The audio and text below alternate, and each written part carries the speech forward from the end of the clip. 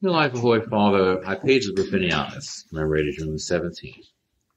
Blessed be God who teacheth man knowledge, and who reveals in a wondrous manner unto babes that which wise men have not understood. I know, dear brother Eutychius, the fervor and zeal which you show in order to have close relations with the saints, both by personal encounters as well as by means of writing, and I know how much you seek to enrich the inner man by such desires. Since I discovered the life of our Holy Father Hypatius had been written and set forth in narrative by one of his disciples named Callinicus, I am eager to make known to you this excellent account, which is not without its charm.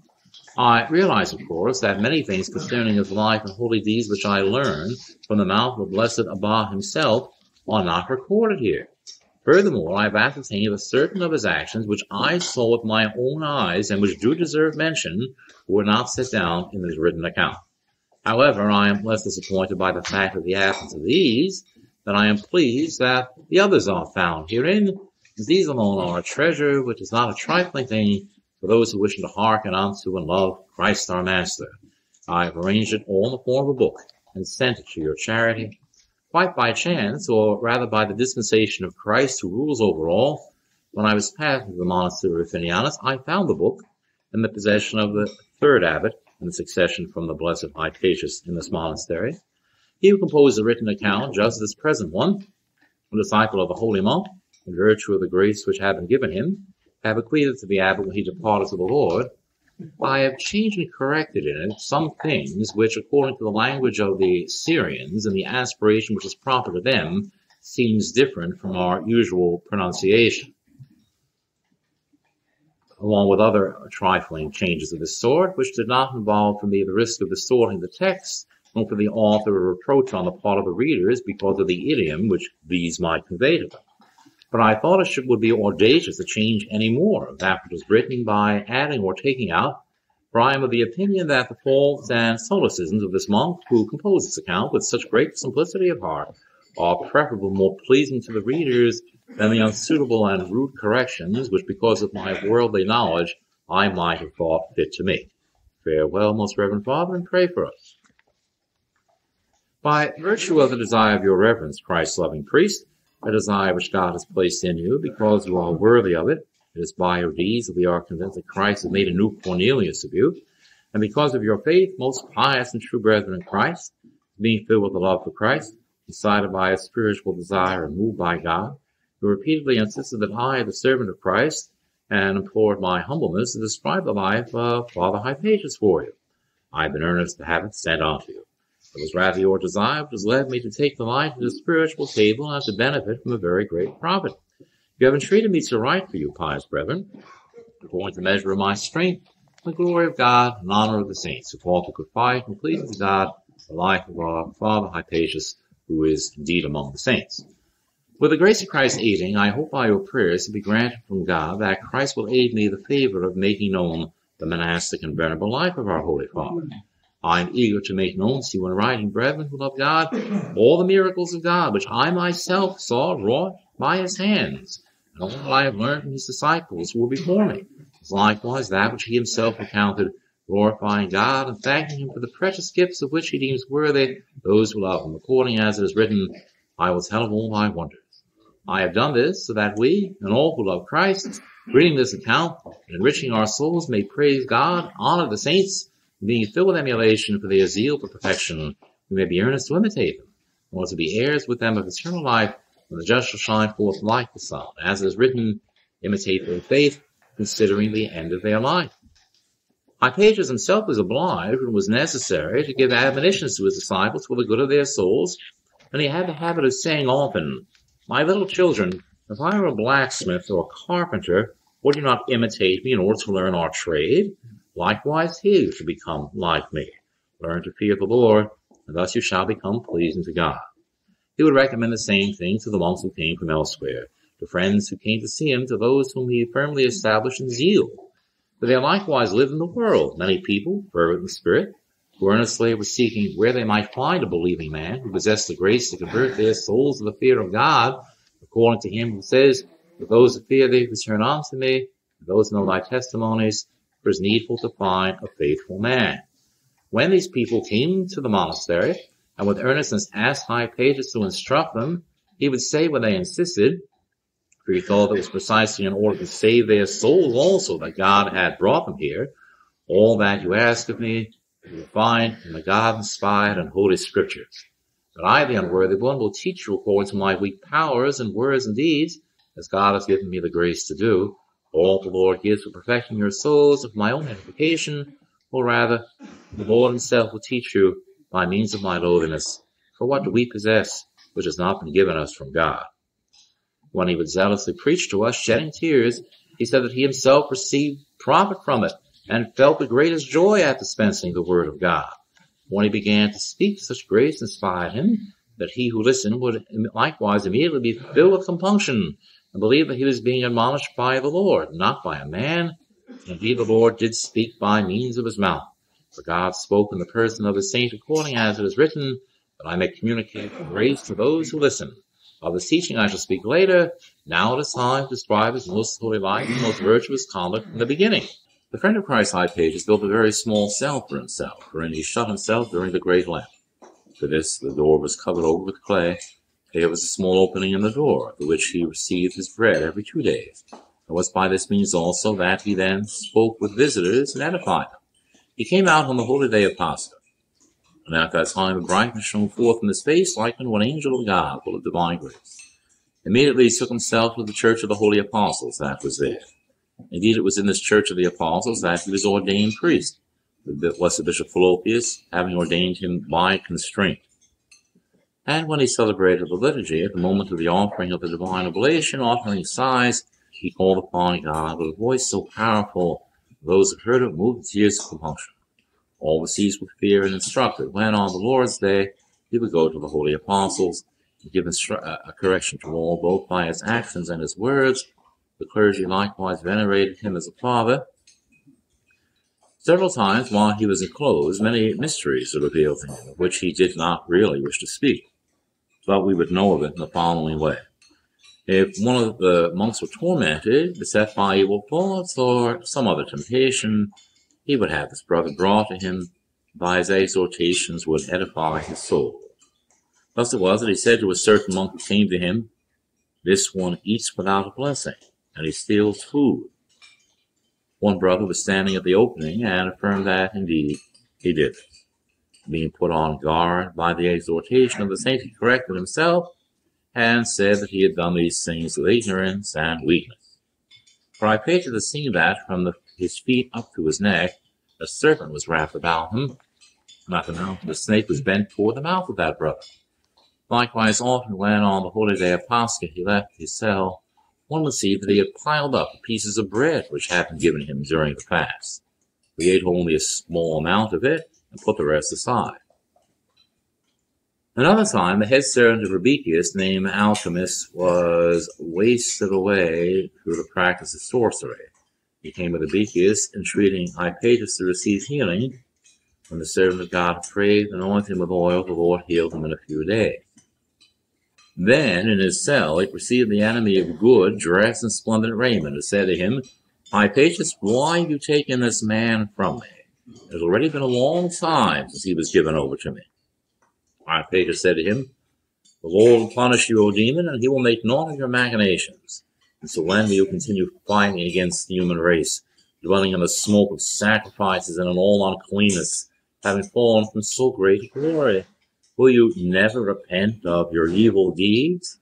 He replied, "If I repent, will God set me back into my former place, Hypatius?"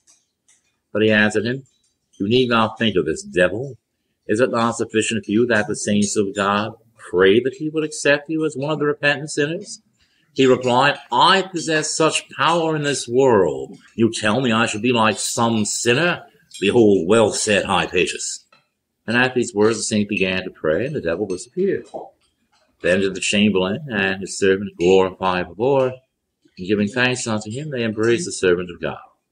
Having become prepositus, the chamberlain had a sepulchre built for the salvation of his soul, towards which the most pious emperor also contributed. It was here that the mortal remains of the brethren who reposed were laid.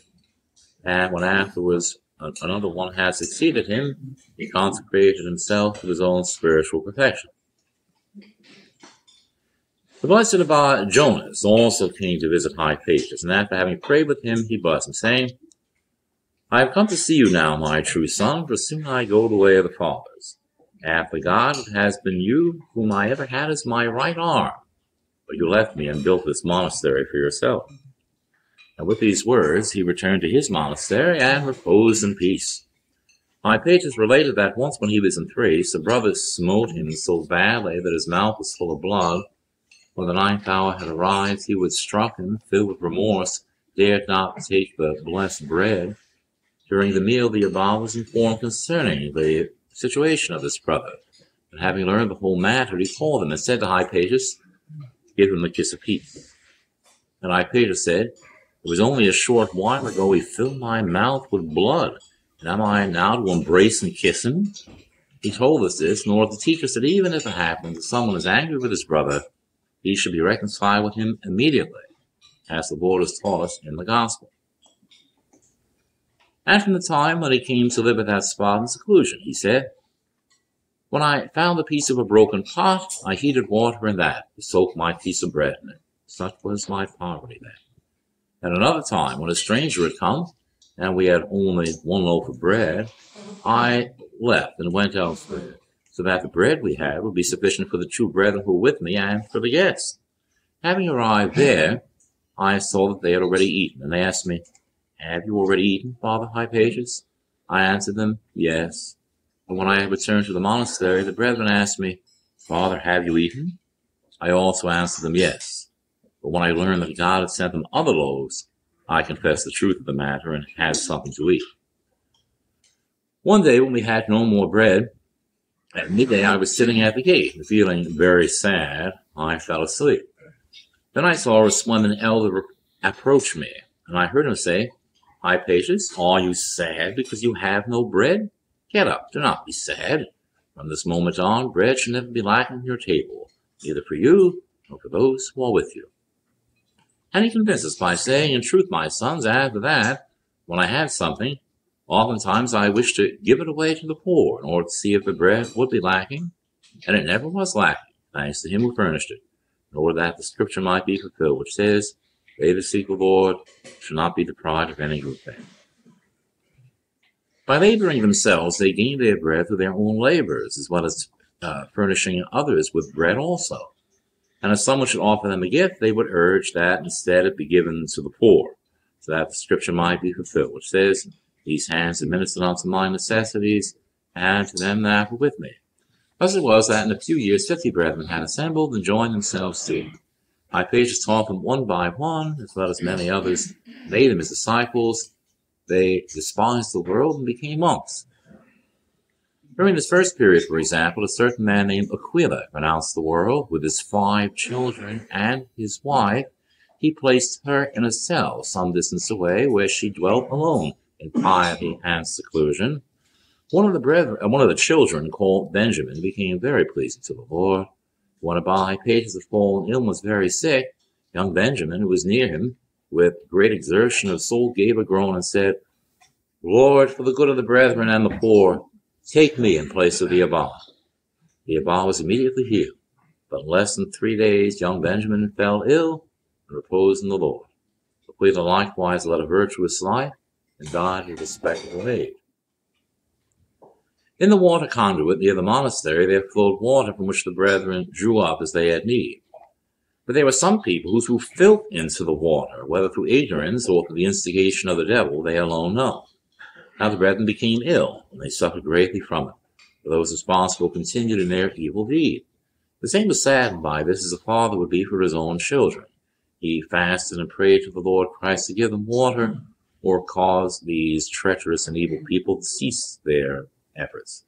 And after 3 days he saw 3 men dressed in resplendent garments, saying to one another, Where shall we show the Abba to dig, in order to find water for his brethren?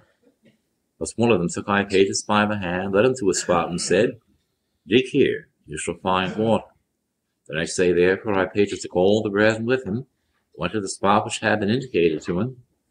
After having prayed with the brethren for a long time, he dug, and found water unequaled in purity and very sweet. Another time, the stock of wheat which the brethren had was eaten in a terrible way by worms.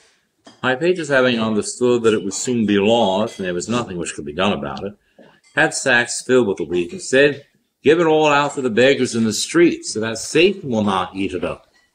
As he thus went out to distribute it to the poor before it was totally ruined, the Lord increased the wheat without any human assistance, and the worm no longer showed itself, but the wheat was found to be completely pure.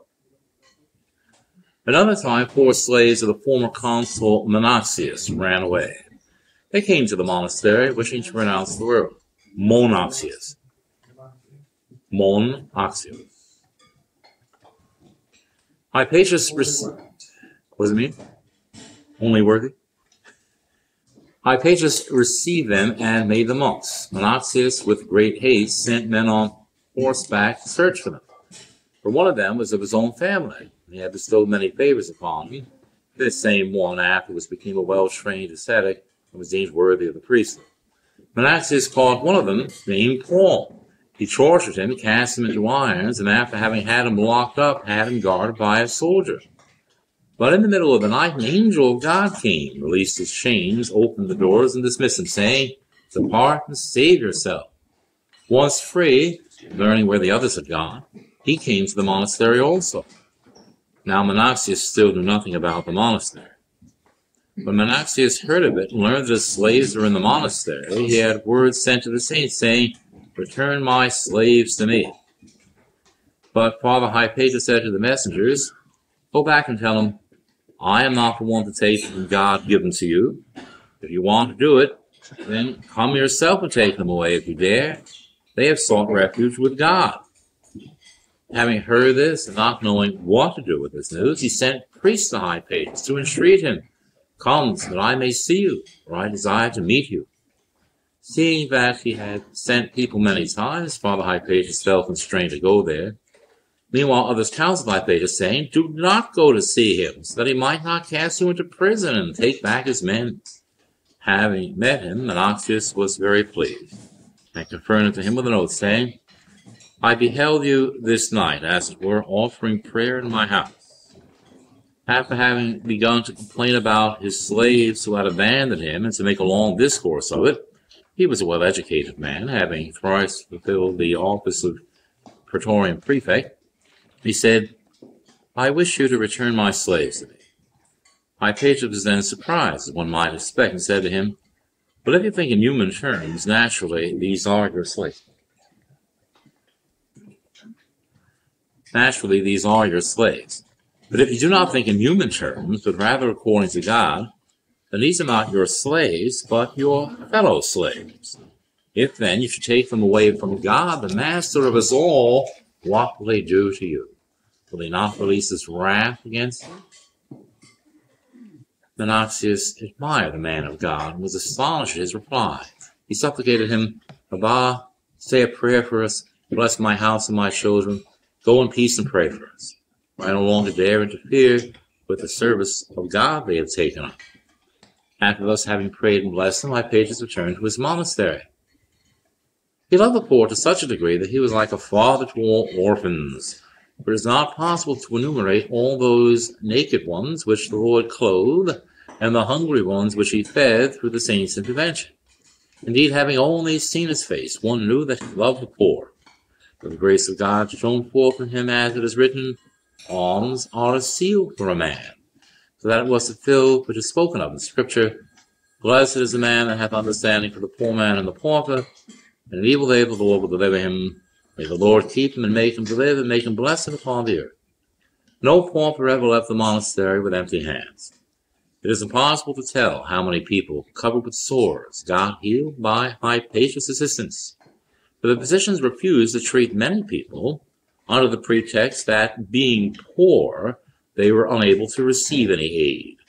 Others would not approach because of the bad stench. So from these, Hypatius himself wiped away the pus with his own hands and cared for them.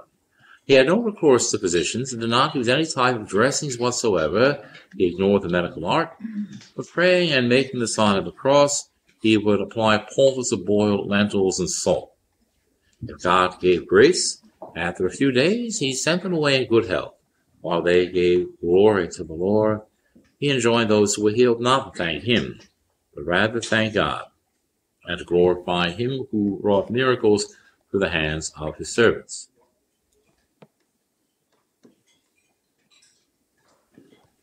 How many people who had become blind because of a cataract were healed through his mediation? One of these, who was quite unable to see, came to Hypatius and said to him, "Make the sign of the cross over me, O servant of God, and put spittle in my eyes, that I may see." He had a disease of the eyes, which was so serious he could no longer see. After Hypatius had prayed and made the sign of the cross, the Lord healed him immediately, and he went away, having regained his sight. How many were the people who were paralyzed by demons, and whom the Lord strengthened in their members through the intercession of Hypatius? One time 6 men came carrying a man named Agathangelus, who having been struck by lightning and all his limbs paralyzed, and a demon had seized him. The man trembled and shook in all his members, and could keep neither his hands or feet still. His whole body would jolt while he cried out, and no one was able to restrain him. And all saw him raise their hands to God, their hair standing on end from the terror of the sight. When Hypatius saw him, he made the sign of the cross over him, and had him brought inside. He prayed and anointed him with holy oil, took 3 cords about him. After 7 days, the Lord healed him. How many were the people who were driven mad by demons, and were healed by the Lord through his intervention? For the Lord had given him the grace of healing to such a degree that by his prayer and the sign of the cross, he drove out even the most terrible demons. One Count Zoanis, who would have become Magister Militum had he not died before, led to the saint his own brother named Aethalas, who was tormented by a terrible demon. The Count filled his hand with gold and offered it to the holy man Hypatius. But he said to him, "Are you come on business in order to buy the grace of God? Do you not know that Christ gave us this command? Freely have received, freely give." The Count, greatly edified because he had not accepted the gold, but rather gave him such admonitions, glorified God who had shown such a man unto him. Until his death, this Count testified of his affection for the servant of God as for a father. His brother remained in the monastery for some time, and by the prayer of the saint was able to disclose those who were occupied with magical practices, and he drove the demon out of this man, so that he was healed and regained his sanity. And after the death of Zoanes, he became Count in his stead. Not only were the peasants themselves, who were from the lands found near the monastery, healed of the evils which afflicted them, but they would also leave their animals to the saint when they had fallen ill, whether from the workings of a demon or because some other unfortunate thing had happened to them. Thus Hypatius would rub the tongue of an ox with salt, and after having prayed, he would sign his forehead with the sign of the cross. The same day the Lord would heal him. He was now 60 years old, and he fell gravely ill, so that we all thought that he was indeed going to die. Thus his disciples and all the poor, friends and monks from other monasteries, as well some distance away, were so sad and afflicted while they prayed for him, that all understood that it was because of those who prayed and were afflicted that God gave him continued strength. For since the death of the Holy Father Dalmatus, all regarded Hypatius as their father.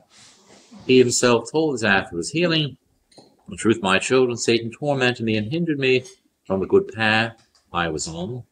When I was ready to depart, the devil appeared and said, 'Where is Satan? I still have to fight with him some more.'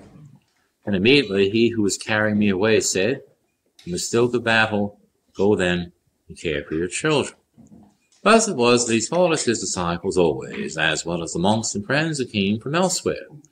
For I do not forget the profit of his teaching, but I shall make it known, so that those likewise who wish to be instructed may be filled with spiritual zeal to imitate the man's virtue, and so that other brethren, having heard his exhortations, will be edified by them. On love of God and neighbor, now this is what he said: "He who would please God and be deemed worthy of the kingdom of heaven must be determined to follow the 2 commandments of the Lord, which he spoke in the gospel. On these 2 hang all the law and the prophets. Thou shalt love the Lord thy God with all thy soul, and all thy mind, and all thy strength, and thy neighbor as thyself." When the compunction of the Holy Spirit enters into someone, when that man reflects and tells himself that all the things of this world are vanity and passing, for the form of this world passeth away. When he recognizes that it is not possible to gain any profit from it, unless it is by means of doing good deeds, which deeds are a profit which he carries away with him, and which assure him the mercy of the Lord. And if he further recognizes that in the world he is involved with much covetousness on all sides, then when he has taken account of this, he will prefer to renounce the world, retire to a solitary place, and pray to God, according to him who said, Blessed is the man who beareth the yoke from his youth, he shall sit alone and keep silence. For I wonder, he would say, if living in the world it is possible to irreproachably observe the commandments of God, since the Lord said, no one can serve two masters. Most certainly it is possible to dwell in the world being pure and just. But greater is he who for God's sake has renounced all, and has no other care than how to please God, praying to him night and day, as he himself said, consider continual prayer as your service. For he who fed 600,000 men without sowing will have no difficulty feeding this man. If he is found, furthermore, pious man, and dwells with them, and if with time such a man learns the Holy Scriptures and the admonitions of the Holy Fathers who went before us, and likewise by experience how they should please the Lord, we must learn through 1,000 tribulations and temptations, by means of which the enemy tempts him, how good it is to resist the workings of the devil, and how sweet it is to cleave to God. He then begins with great desire and great effort of soul to ask God's help, so that the Lord would come and enlighten him with knowing how to discern the love of the sweetness. For it is most bitter to give oneself over to sin, even though in appearance the body finds gratification in it. And it is most sweet to travel by the straight and narrow way which leads us to life, where the just enjoy repose. For it is the habit of the devil to be always inducing us to eat, drink, and wear beautiful clothes, to find enjoyment in life, and beget children in lawful wedlock. But herein are his enticements. For just as the fish, which afterwards swallow the bait, is caught by the hook, so the enemy strives to seduce us by these means. For by necessity, after one has gotten married, he desires to have more money. And because of this desire, he is tempted to commit injustices, purges himself, and he quarrels, because he becomes distracted by the affairs of the world, so that often he no longer even goes to church, and henceforth desires various types of food and splendid clothing. Through this there is born in the heart darkness and most hateful hardening, so that the soul can no longer find rest, nor does it seek after God any more, according to the word of the apostle. He that is not married occupies himself with the things of the Lord, seeking how he may please the Lord. But when one possesses money and is attached to it, wishing to hoard it, then he will hear this word of the Lord. Whosoever renounces house, land, father, mother, brethren, sisters, receive 100-fold, partake of eternal life. And do not doubt him in this regard, for he does not lie, and has the power to give that which he promises. For he who brought forth the universe from nothing into being, who also created you, gave you your possessions, and likewise give you this. For nothing is impossible with God, providing that we do not doubt, but strive to do all things in his name. And then we will realize in those things which concern the works which he accomplishes in us, that the trials which one endures for the love of God are filled with pleasure and joy. For if such an understanding of God will penetrate into our heart, we will not be troubled by wrongs, by hunger or by thirst, by an injury or humiliation, by nakedness, persecution, or by any other tribulation. We will bear all things through God with rejoicing. For if we cast all things into the hands of God, and take no vengeance ourselves, he will direct all for our good, will grant us his mercy. And thus being amazed, we will understand to what kind of master we have come for refuge. But to love God with all one's heart is the same thing as, while being in the world, being bound by the love of a woman or a sincere friend. Even if one is persecuted, if he suffers violence, or is subjected to some injustice, if he meets with countless evils, he will not be separated from his love.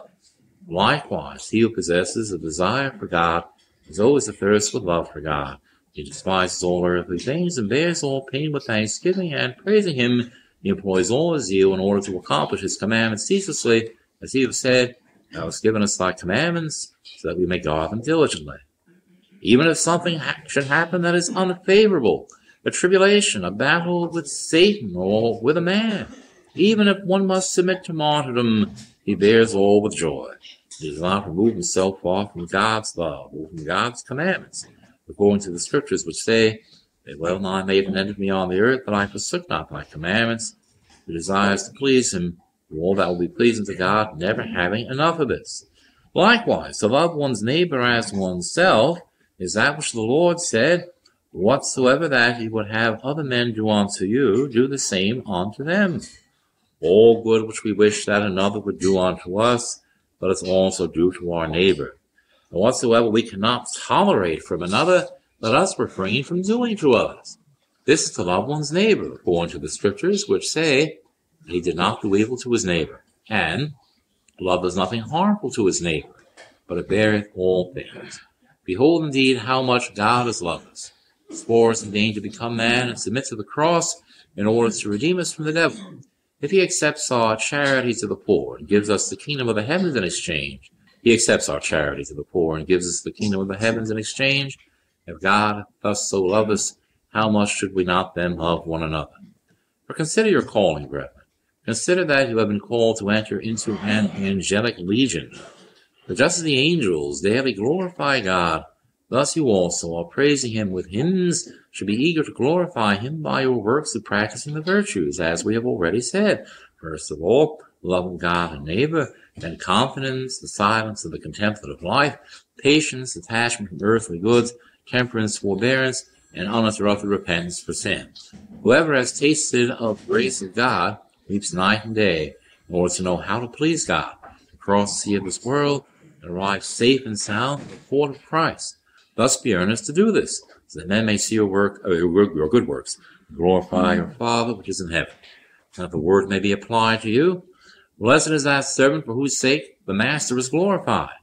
For you who have dedicated yourselves to an angelic life on earth, if you fight for this brief time, and triumph over the ruses of the enemy, and by the grace of Christ, and if you conquer the passions of the flesh and are pleasing to God, you'll become even greater than the angels, according to him who said, "Know ye not that we shall judge the angels?"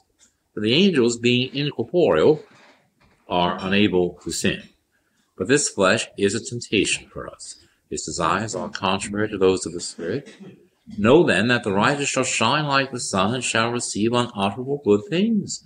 For it is to you that the Lord said, "You are the salt of the earth, but if the salt lose its savour, wherewithal shall it be salted? For it is by you that men are salted, when they behold your manner of life. You are the firstfruits of the world. As a farmer, when he harvests the wheat, offers the firstfruits of it to the Lord, and the Lord, for the sake of a small amount, blesses all the wheat, so likewise God grants his mercy to the world for the sake of his saints. For behold, brethren, the good things which God has given unto us who are his servants. In the first place, he has delivered us from the slavery of the world and its tumult. He takes care of us who live in the tranquility of contemplation, being without cares, except that we be able to offer our souls to the Lord in an irreproachable way on the last day, being worthy to be received by him at his right hand. Secondly, he grants that we, the unworthy, may glorify him night and day, that we may cause the prayers of the divine office to rise unto him. Thirdly, he gives unto us that which is useful for our life in a manner of which we are not able to realize, whether by our own hands or by the aid of men who fear God. In the fourth place, he causes, for the love of God, that leaders, as well as kings renowned in the world, show us respect, motivated in all clarity by a Christian spirit. Is this alone not enough to offer worthy thanks to the Lord? What shall we render unto the Lord for all that he hath rendered unto us? He said, "Let no one be faint-hearted or indolent, saying, How much must I bear of fasting and vigil, of sleeping on the ground, training myself in confidence, or fighting against the demons? I am weak of body." But rather being girded with faith, let him say, "God whom I serve will himself give me the strength." For if, thanks to God, one wins the first battle, he'll become more zealous for the second. Be earnest, my brethren, to persevere in prayer, to watch and pray, who is not to fall into temptation, as our Lord has said. When you pray, do not have a spirit which is lifted up, but endeavoring in soul with a sober spirit, one should make his request known unto God. Glorify him thus night and day with psalms and hymns and spiritual songs, according to the scriptures, which say, "For what does it serve me if I chant his spirit? My understanding remains fruitless." Again, what says the Scripture? I will chant by the Spirit, but I will also chant with understanding. I will pray by the Spirit, but I will also pray with understanding. Be sober and watch, for your adversary the devil prowls around you, seeking whom he may devour. But if you resist him, steadfast in the faith, he will be consumed with fire and flee far from you. And so do not be lax regarding the demons which deceive us and who are our enemies, for they always boast in our imaginations, though they are really powerless against the faithful. And they cannot constrain us to do evil, but they suggest it, and induce us into error by practices which seem to be reasonable. After we have been well sanctified, from then on it is up to us to call upon the Lord, so that he will give us the ability to recognize their devices, according to him who said, we are not ignorant of his devices. For the coming of the Lord has rendered him weak, so that he is powerless against the faithful. Thus let us not listen to him, but rather to the Lord. For it is up to us to disobey him, or to obey him. Let us not fear the imaginations which the devil suggests to us. We have God who helps us. For God has not given us a spirit of fear, but a spirit of strength, love, and prudence. It was these things which he taught us, his disciples, at all times. And when we would hear similar things from him, and behold the miracles which God wrought by his hands, since by the imposition of his hands the Lord healed many people of all types of illnesses, we, being full of admiration, would glorify him who gives such grace to them that serve him. And we would become fervent, and understood that it was this which the Lord had said to him by the voice which came to him from the air, I have set you up as a light for the nations, even unto the ends of the earth. For even during his earthly sojourn, our father Hypatius obtained the grace for many people to find refuge for themselves in the illumination of salvation, and after having renounced the world, to become monks. And now that he is departed to God, his exhortation will be useful for many, and will direct them along the well-lighted way towards the light of the Lord. Now the light of the Lord is to fear the Lord. For whoever hears the commandments of the Lord, the exhortations of the Holy Fathers, and who, in the light of the Lord, walks faithfully in his footsteps, he it is indeed who fulfills the commandments of God, who observes them and humbles himself, establishes his foundation on the rock, and that rock is Christ. The Holy Fathers themselves have taught us nothing which deviates from the commandments of God. The diet of Hypatius consisted of legumes, greens, and a little bread. At his old age, he would also take a little wine. He would never eat until the 9th hour was well over. He would also often postpone his meal for even a longer time. During Lent, he ate every other day. He would then enclose himself, chanting psalms and praying in the 1st, 3rd, 6th, and 9th hours, Vespers, the first vigil, and Matins, according to him who said, 7 times a day have I chanted unto thee to praise the ordinances of thy righteousness. Because during the space of the day and the night he would chant the psalms 7 times, 100 psalms, and 100 prayers. He practiced this manner of life until his death, and he left it as an inheritance unto his disciples. Even in his old age, he never made concessions in that which concerned his regular rule. It should be known that he enjoyed good health to the end, and he had a vigorous body, and his face had more of a ruddy complexion than that of someone who ate choice foods. But truly, the saints sustained themselves with splendid food, enjoying in their inner man the spiritual table of God. When he prayed, he was constantly filled with compunction, and he would sigh and cry out so greatly towards God, that all in tears we would be seized with fear. He would ceaselessly say to us, the monk has this as the foundation of his progress, that he renounces his own will and practices total obedience to his spiritual father, that he casts all his care upon God as well as all his hope, for it is God who cares for us. The Lord does not neglect those who hope on him. Behold, you have come to me, the weak one, after having left the world and your relatives for God's sake, and you have given unto me the charge of guiding you. And that which I tell you, you must do. For I also aspire to please God. Thus it is necessary that you listen to me, so that both you and I may make ourselves agreeable to God, and so that I may be found able to say with you on the last day, O God, behold me, and the children whom thou hast given me. It was thus that he would teach us. He put other admonitions in writing, and we pass them on, so that by them we may become pleasing to the Lord. To the friends who came to the monastery, he would tell what was their duty, in order that they would not prefer anything before the fear of God, to refuse to commit unjust deeds, to continually frequent the holy churches, to give alms according to their means. After such admonitions, they would embrace him and depart with a soul enriched. One day, when a layman who had a terrible affliction, his thigh was badly suppurating, came to see him, the saint cared for him by praying for him, but the man was not at all healed. Then Father Hypatius said to him, "Have you done anything evil?" And he replied, "Before I came here to the monastery, a woman with a knife said incantations over my wound." When he had confessed this, St. Hypatius recounted to us, "Well, this very night I saw the woman sitting before the main gate, and a little in the distance, the devil seated upon a throne in royal dress and accompanied by a great number of demons. Some brethren went out pursuing the woman, and the demons then attacked the brethren. When I arrived, the devil said to his servants, 'Give way. Against him you could do nothing.' And immediately the Lord caused them all to vanish. And after a few days, the man was healed through prayer.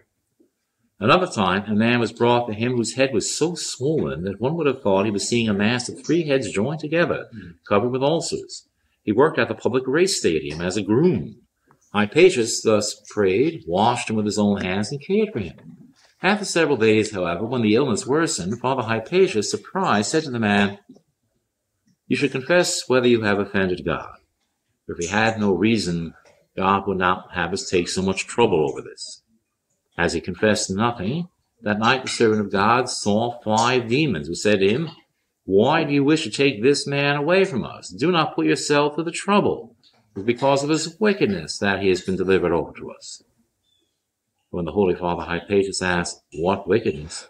they said, "Although he is married, he has committed adultery with another's wife. After this adultery, he swore with his hand on the gospel, and the next day he approached the holy table and received communion." Then the saint asked the man, "Did you do all this?" He replied that it was true. Hypatius said to him, "Seeing that you did not confess your fault when I asked you, then remain yet 3 more days and you will die. If you had confessed and repented, we likewise would have prayed God with hope that he would heal you." From then on the man lost all hope, and he died 3 days later, for he who has sinned shall die. Another account concerns some monks who had a small church at a distance of 3 miles. A man who was a sorcerer came to them under the pretext of renouncing the world. He was accompanied by a little boy. The little boy ceaselessly troubled the brethren and abbot at every turn. The name of the abbot was Hypatius, an admirable man and completely filled with the love of God. He therefore sent a message to Father Hypatius, begging him to come and see him because he was terribly weighed down. When Hypatius had arrived, he immediately understood who this man actually was. It came to pass that the child committed a fault there, and then the man beat his son so much that he was covered with blood. Then Hypatius took the stick with which he had beaten the child and gave him a blow, saying, "Have you come here to commit murder?" The other one became angry and threatened him, saying, "The week will not pass before I shall have my revenge upon you." When Hypatius returned to his own monastery, 5 days after, he saw 4 demons in the forms of camels with the necks and heads of serpents.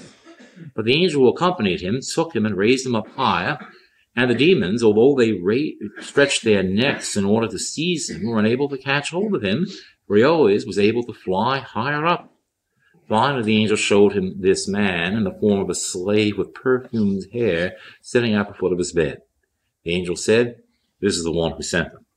Hypatius said to the demons, "I say to you, demons, in the name of my Lord Jesus Christ, that which the man who sent you to do to me, go and do the same to him." Immediately they turned against him who had sent them, and at that very moment, tormented by them, he began to greedily bite his own hands and tongue. The brethren then returned to Hypatius' monastery and said, "The man is devouring himself in a frightful way, and he calls upon your name. Deign to come therefore and pray over him." Now it happened that Hypatius had closed himself up for the holy great fast then, and he replied to them, "But his punishment lasts a little longer, that he may learn to know the fear of God. Take care of him then until Holy Pascha." The time of the fast having thus passed, Hypatius returned to his place of holy Pascha. He found the man in terrible torments and said to him, Is God unjust when he punishes? But I speak after the manner of men. May it never come to pass. Do you understand now that God protects his servants? And immediately having anointed him with oil and signed him with the seal of Christ, he said a prayer over him. The Lord immediately healed him of his wickedness, but he was not able to stand because of his terrible illness. Then Hypatius said to the abbot of Matthias, In a few days this man will be healed, and then send him away from here immediately. And the brethren, being delivered of this trial, gave thanks to God. Another time, a reader of the Church of Holy Apostles, who lived near the monastery, married, and after having received half of the dowry, he wished to claim the other half from the parents of the young woman. However, the young woman could not bear children. Already before the marriage, the parents had become angry with their daughter, and when they now learned that she was unable to bear children, they would not only not complete the payment of the dowry, but also would not make peace with their daughter. The two parties came to Father Hypatius, and the girl wished to be reconciled with her parents. Hypatius said to them, Make peace with your daughter. But they did not want to, saying, If she dies, we shall also recover that which may have been given for a dowry, for they have no children.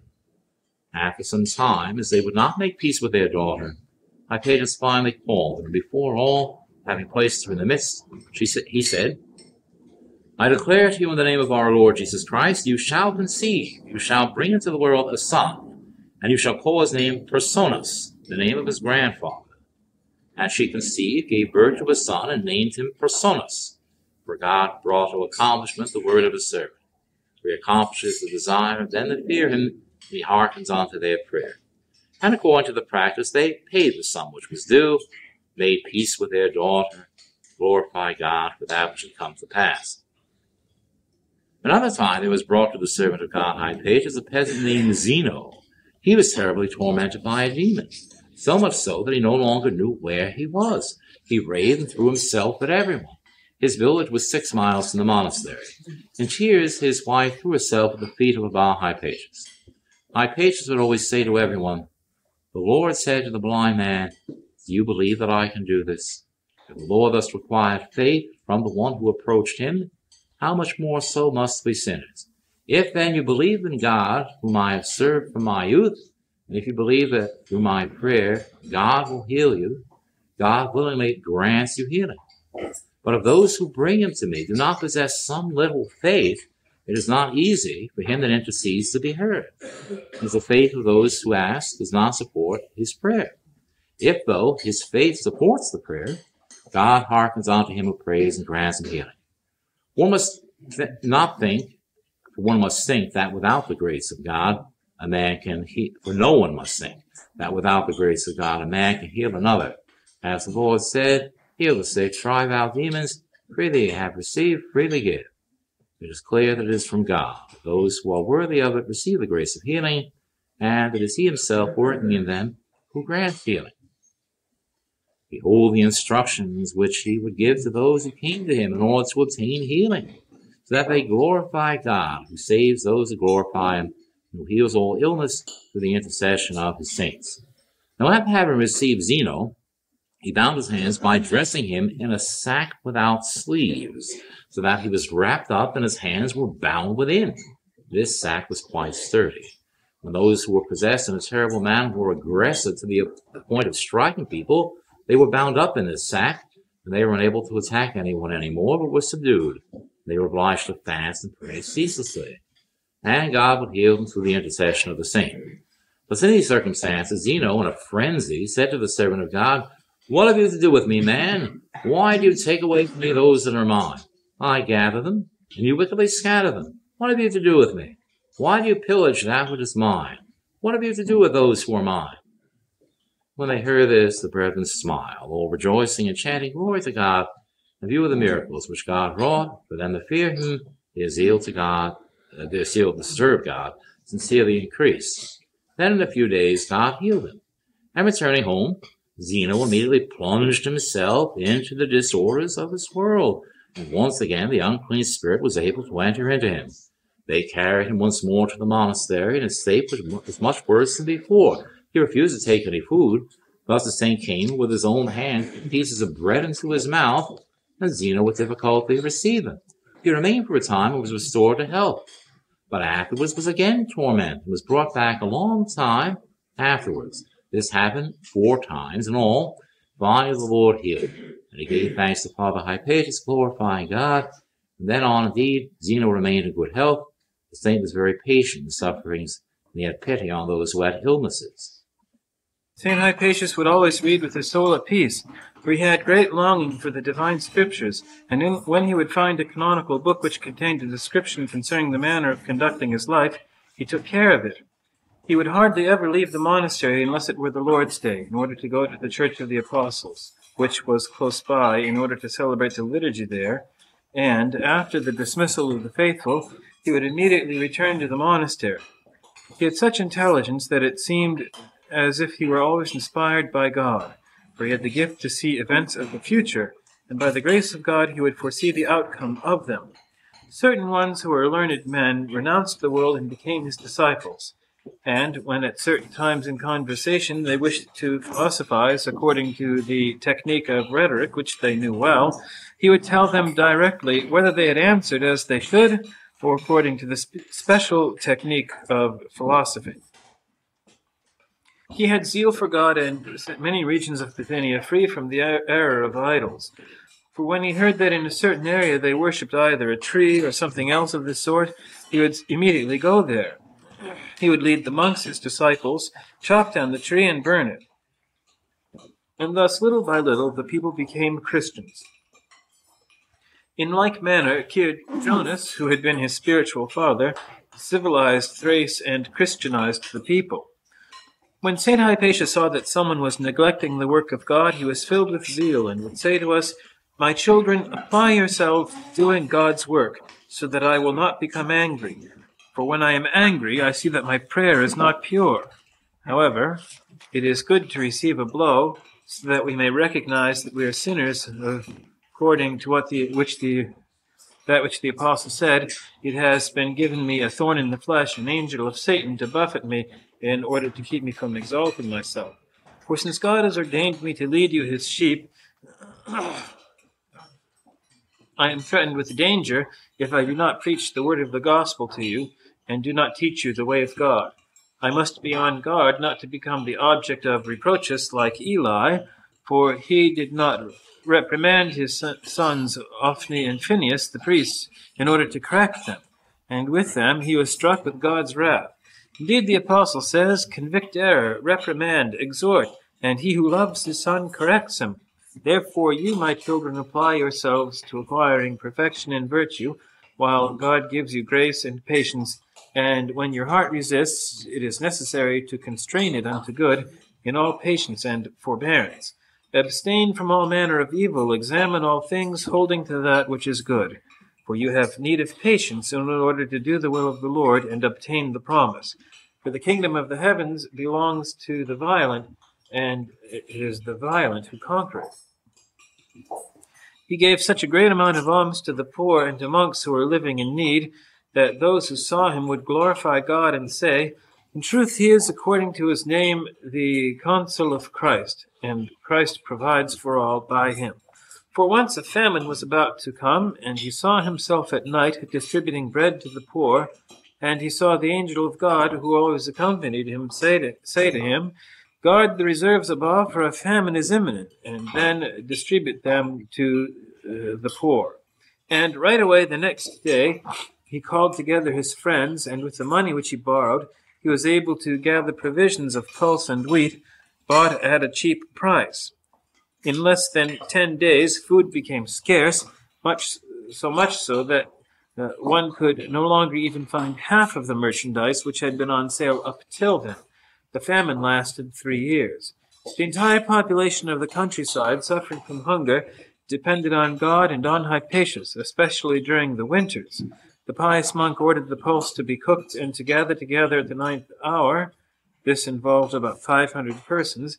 Before eating, all said Kyrie eleison, and with thanksgiving and prayer, they received daily food, so that it was accomplished as it is written, He has distributed, He has given to the poor, His justice abides unto ages of ages, His strength shall be lifted up in glory.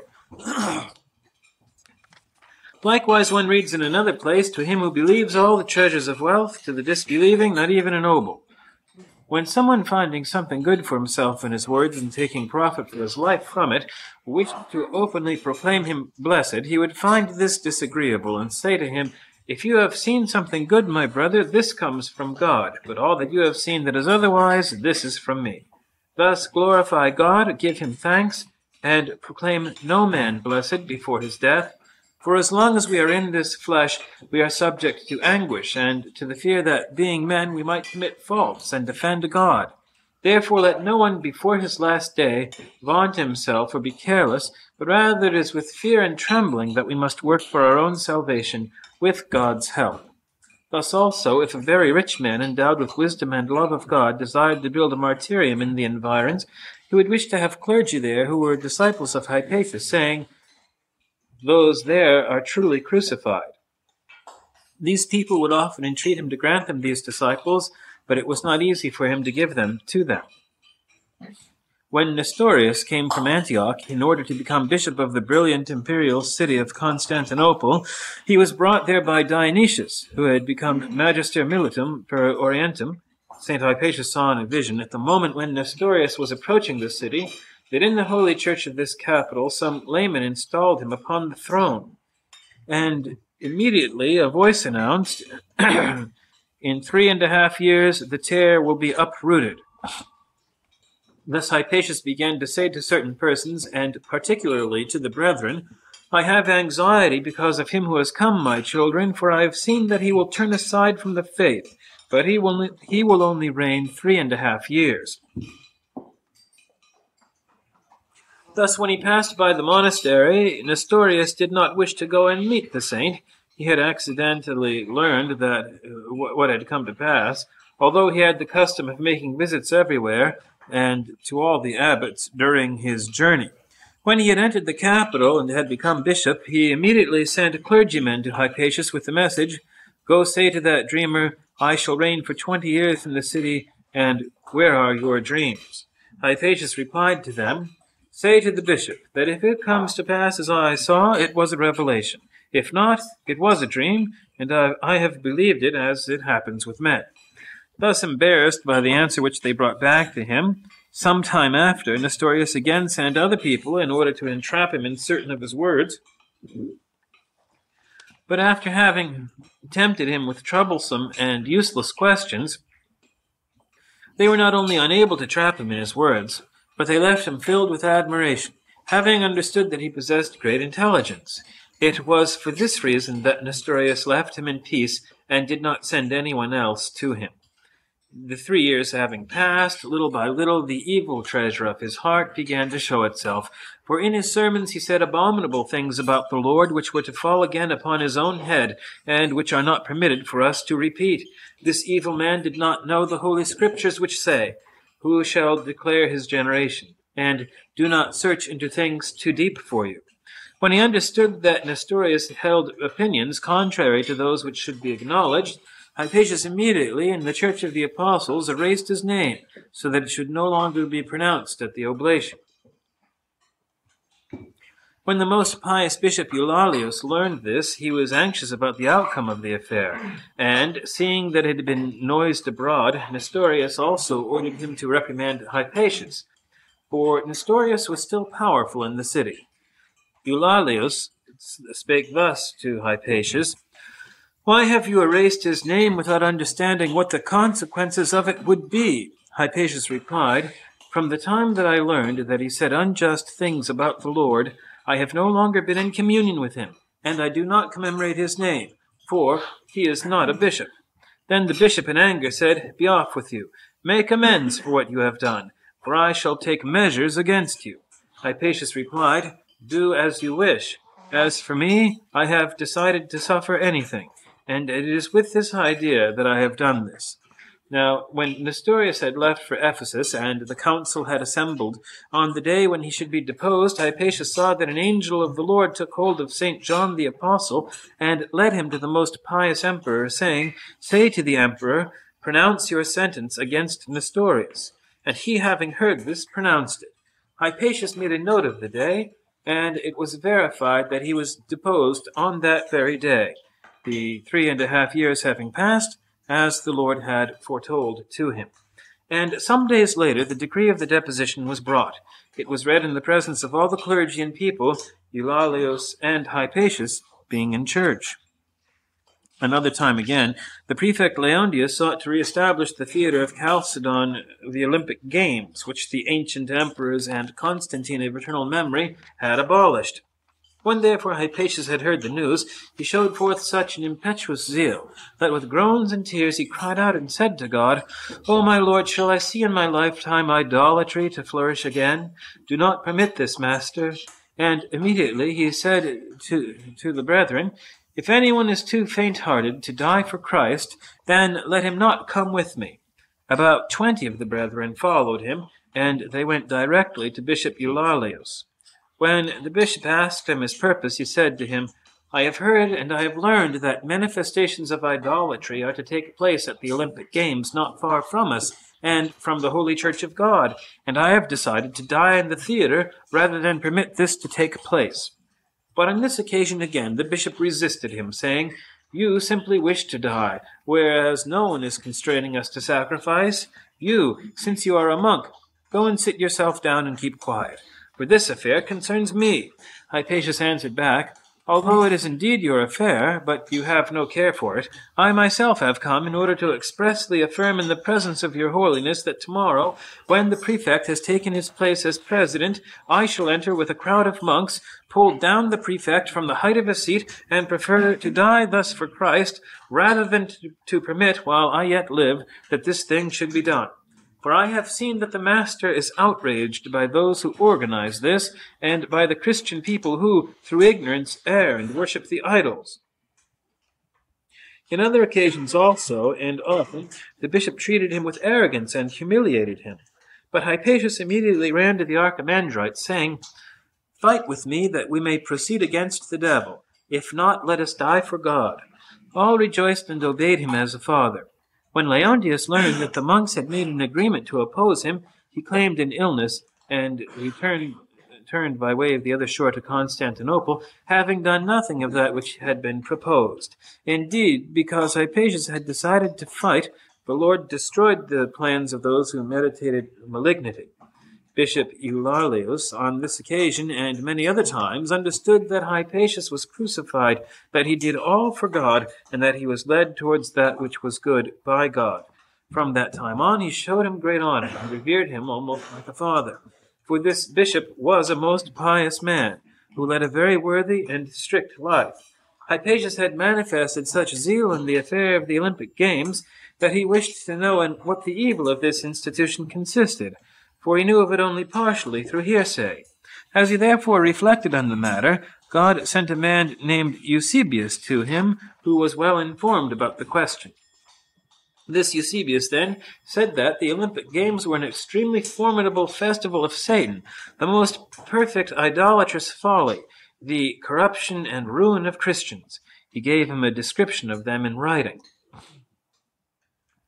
The Blessed One was endowed with such detachment, and he so despised money, that he said to us many times, "Never has the thought arisen in my heart, what do I possess in this world? But God has given me things merely to manage them." Thus it was that one day a scholasticus bequeathed to him an inheritance, some gold pieces and clothes. He immediately distributed the money to the monasteries and the clothing to the poor. Some clothes remained, and he said to the monk who was found next to him, "Go and spread them out so that they will not be eaten by moths." The brother thus shook them off and said to Abba Hypatius, "Order me rather to wrap them in a piece of linen so that they will not be eaten." But Hypatius reprimanded him and said, "You deserve reproach for having said, 'I will pack them up in order to put them aside,' and not rather, 'I will give them to the poor.'" The brother, having seen his love for the poor, received great profit from it. A Scholasticus who heard of St. Hypatius, and who was a very good Christian, made his acquaintance, and became a sincere friend to him. Indeed, he was inspired with the love of God and venerated pious men. This man had 3 brothers who were, like him, scholastici. 2 of them had not yet received baptism, because he had understood through his spiritual sense that Hypatius was very advanced in the love of God, and that he was adorned with both faith and virtue. He returned to seek his brothers, and they, in order to put him to the test, said to Abba Hypatius, "A free virgin wishes to receive hospitality at your monastery and to lodge here." But Abba Hypatius understood everything by the grace of God, and said to them, "There is a hospice, and there we shall receive her." It happened only rarely that Hypatius would speak with a woman, and they said to him, "If your holiness wishes truly to receive us, we desire, if God permits, to receive holy baptism at your hands." For they received great profit from his teaching, and furthermore, they had been informed about the life which he led by their brother, who was already mentioned. Immediately then, Hypatius, giving thanks to God, gave them instruction, and said, "My children, every day you should apply yourselves with zeal to save your souls, for therein is the gain which you shall take with you from this earthly sojourn, for all other things remain here." They were very rich, and lived in great luxury. When they had been baptized, the grace of God was poured out to such a degree upon one of them that those who found themselves near him perceived that his soul had been transported to heaven. However, before he had consented to allow himself to be baptized, he had been a proud man, absorbed in affairs of the world. Nevertheless, after having been baptized, he was so filled with compunction by God that he immediately renounced all the affairs of the world and thought of nothing other than how to please God. Praying and shedding tears night and day, he incited us also to compunction. He was humble and considered himself the last of all. St. Hypatius became attached to him, and seeing the change which was working in him through the Holy Spirit, he desired to keep him close to him. But the other replied to him that he wished to return in order to save his wife. Hypatius thus said to him, "If you return, they will ordain you a priest right away." And this came to pass, as he said, and after his ordination, his wife and he lived together chastely as brother and sister. Taken with admiration and emulation for the life of St. Hypatius, he lived piously, so much so that all were edified by his example and desired to imitate the Abba, and inspired by this desire, he asked that the life of the Abba be written down. Soon afterwards, his brother was likewise judged worthy of the priesthood, and living in perfect accord, they assiduously served God. How many others also, having only seen Father Hypatius, have desired to be baptized at his hands? How many were converted by him, both from heresy and from paganism? And many from among them became monks and despised the world. How many there were who, having fallen prey to the misfortunes of the affairs of the world, sought refuge with God and with him, and attained help. For he had become renowned, and all obeyed him. What stranger presented himself at his monastery and was not given lodging? Who did not find consolation in his grief? He suffered with those who suffer, and those who were negligent in their asceticism he restored enthusiasm. When they saw that he was old, and yet he struggled so hard, they found a renewed zeal. As for those people who had wounds, were lame, blind, paralyzed, or sick, one cannot account or enumerate one by one how many the Lord healed by his prayers. He was known in the west and the east. People wrote to him as to a father, and they sent him greetings from Jerusalem, Egypt, Syria, Rome, Asia, and Thessalonica. All the archmandrites, bishops, and pious men of the desert desired to receive written answers and blessings from him, and he would reply to them by exhorting all to pray for him. We may traverse in an excellent manner the sea of life, as you would say. The most pious Emperor Theodosius II, visited him twice, greeting him cordially, embracing him, and he said, "That which they describe about you, the same have I seen in you." Many times he wrote to him as to a father. He insisted that he likewise would write to him. And Hypatius, in response, sent the emperor the following blessing: as to a good Christian, the Lord grant you to search out his precepts with a sincere heart. The 3 princesses, the sisters of the emperor, came to the palace near the Church of the Apostles, because they wished to see Father Hypatius. They had themselves announced to him, Come that we may see you, or else we shall go to you in order to receive your blessing. And he, constrained to yield because they loved Christ, went, edified them by his exhortation, offered a prayer, blessed them, and then withdrew. Two other scholastic made his acquaintance and frequently came to him as to a father, admiring both his acuteness of mind and his manner of living. They reported they had seen many miracles of God accomplished by the intercession of this man. On the subject of these miracles, one of them also recounted the following. Once we had returned to our estate, one young slave belonging to us had struck his eye against a piece of wood so badly, the eye was hanging on the flesh, and the eye was very near to dropping out. All were weeping, and no one knew what to do. One from among them, a slave like the other, said, "Bring a blessing from Father Hypatius, and his eye will be healed." They sent messengers, and having received something as a blessing from the saint, they brought it, moistened it with water, and bandaged his eye with it.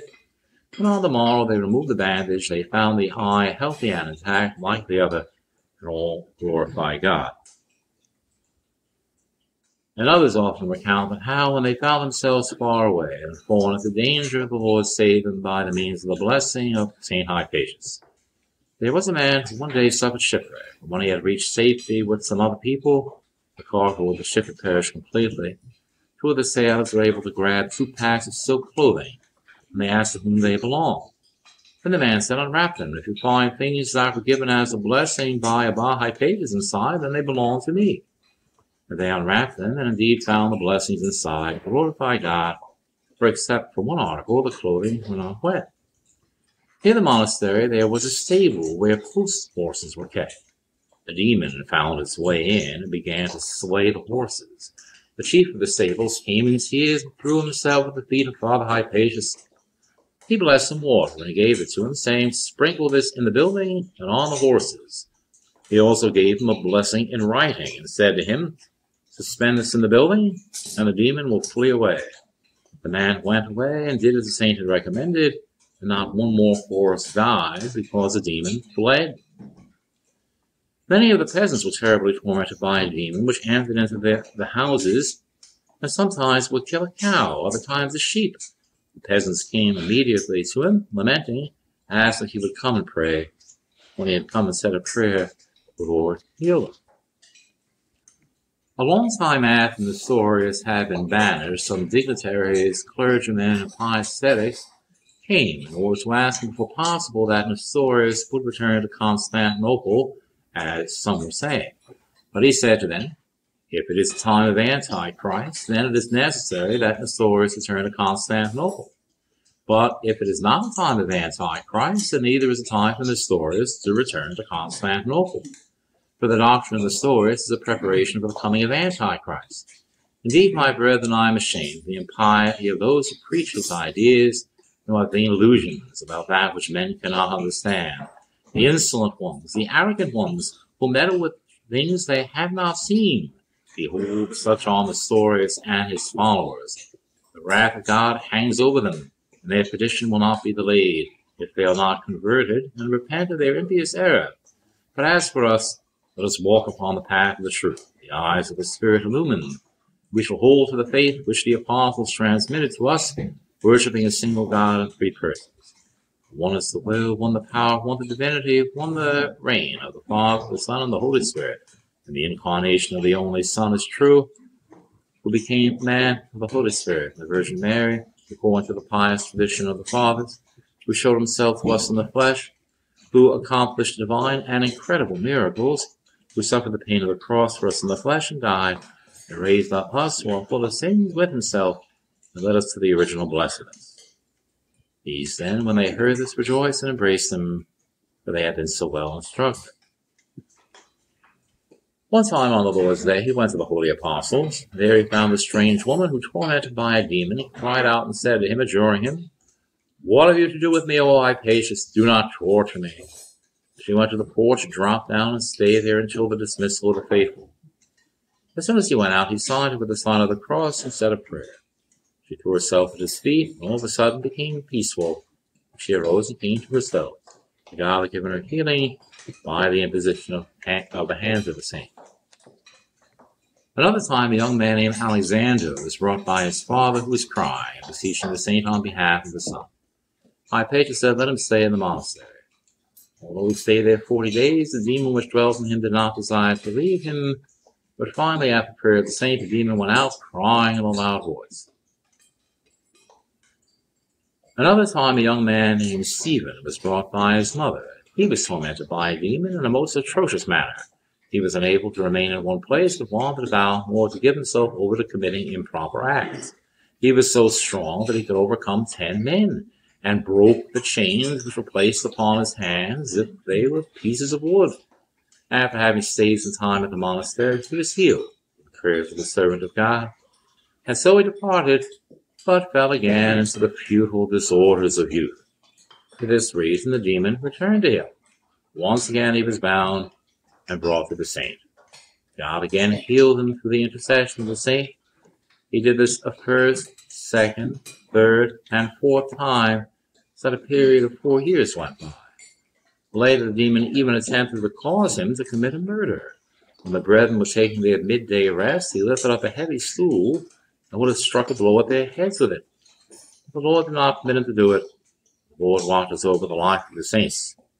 One of the younger brethren awoke and subdued him. There was a tumult, and he could hardly be bound by 36 men. He bit 2, cutting a piece of the arm of one and of the finger of the other. But the Lord, by the prayer of his servant Hypatius, ended by healing him also. The demon never again came near him, and he also healed those who had been bitten.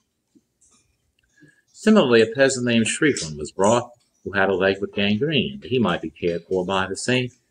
The servant of God engaged a competent physician, so that he might, according to the technique of his profession, cut the bone called the splint bone or fibula of the man. The doctor said, "Instead of that, let us rather cut the leg from the knee." But Hypatius prayed, and then commanded that the bone be removed.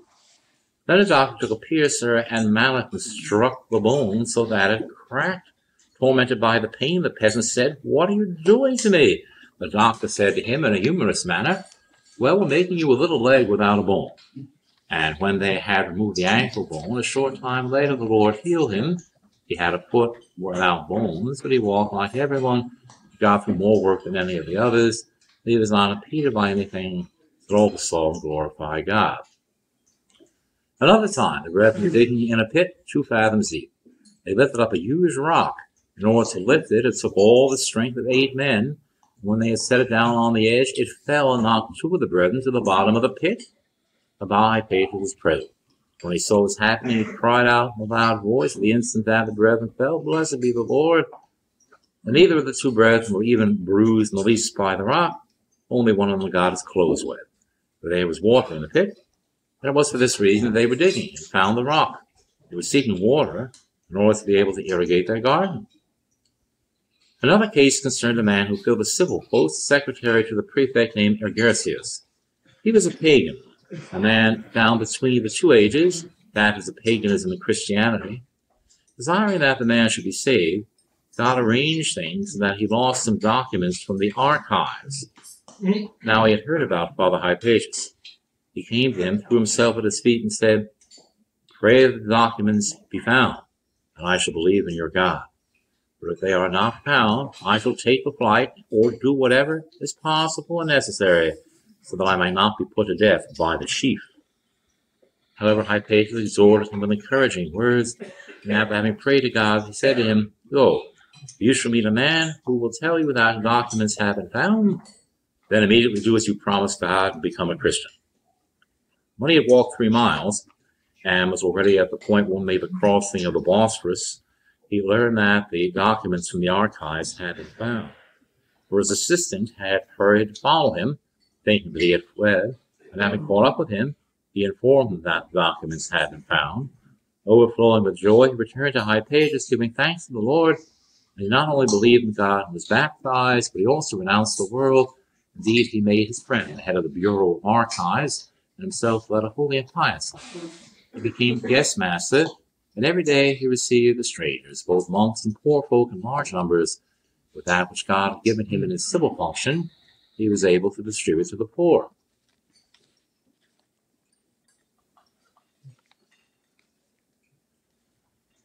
Another time it came to pass that an archevangelight named Alexander came from the east, accompanied by about 100 brethren, and established himself in the city of Constantinople. His manner of life had caused him to acquire renown among all. But he was extremely zealous, and transported by his zeal, he would admonish the magistrates each time he learned of some reprehensible thing occurring. But these same ones took common action and banished him, so that he would have to go back to his native land. Having left the city with his brethren, he set out on the way, and sought shelter at the holy apostles near the monastery of Hypatius. And, conforming to the order of the magistrates, the bishop sent a numerous crowd in order to chase him away from there. The crowd came, beat Alexander and his brethren mercilessly, chased him out of the church of the apostles, and even wounded certain of them. Thereafter the brethren carrying thereby, he was unable to walk because of the blows, passed near the monastery. As they passed, Hypatius went out and detained them. He had them all enter his monastery, allowed them to regain their strength, and cared for their wounds. The bishop of Chalcedon sent to tell Hypatius, "Since you have received Alexander, tomorrow you will be driven out with him." But he said to the messenger, "Tell the bishop, he who touches him will be as one who touches the apple of God's eye." Thus the next day the bishop sent certain superiors of the martyria, some mendicants, some men from the workshops, clerics, and 2 mules, so that they might ride in saddles to their place of exile. The peasants were provoked to anger by this. They sent to say to Hypatius, "Father, if you command it, we will assemble and drive them away." But he said to them, "Let them be my children, for God does not permit that we should be persecuted, and my God will drive them away."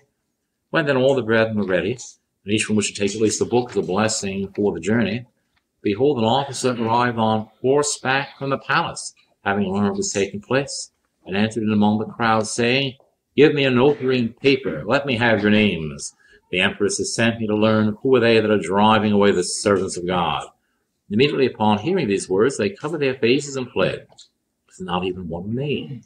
And the scripture was fulfilled. It says, "How could one man pursue 1,000? How could 2 put to flight 10,000? If God had not delivered them up?" After that, for several days, quite a large number of soldiers guarded the monastery. And for some time, Hypatius gave lodging to the sheep and their shepherd. Then he dismissed them.